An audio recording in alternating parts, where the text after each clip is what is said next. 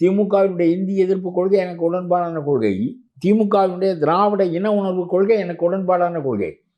ஆனால் நீங்கள் அதையெல்லாம் வைத்துக்கொண்டு செய்கிற காரியம் இன உணர்வை வளர்ப்பதில்லை, மொழி உணர்வை வளர்ப்பதில்லை. நீங்கள் செய்கின்ற காரியம் கொள்ளையடிப்பது ஒன்றுதான் இந்த அதிகாரத்திற்கு வருவதன் மூலம் நீங்கள் செய்கின்ற காரியமே தவிர இப்பொழுது தமிழ் பற்று என்பது ஏறத்தாழ இல்லாமல் போய்விட்டது.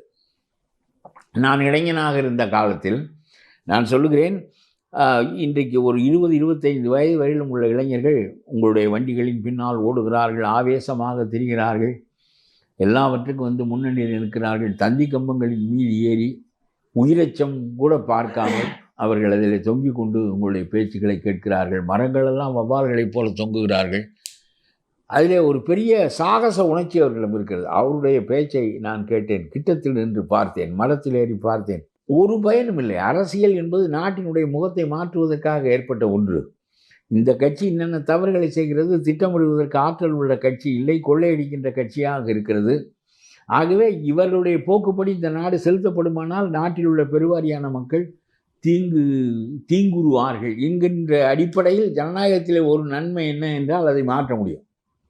சீனாவில் இருக்க ஆட்சி 25 ஆண்டுகளாக 35 ஆண்டுகளாக ஒரே ஆட்சி தான் இருக்கும். ஜனநாயகத்தில் அந்த ஆட்சியை மாற்ற முடியும்.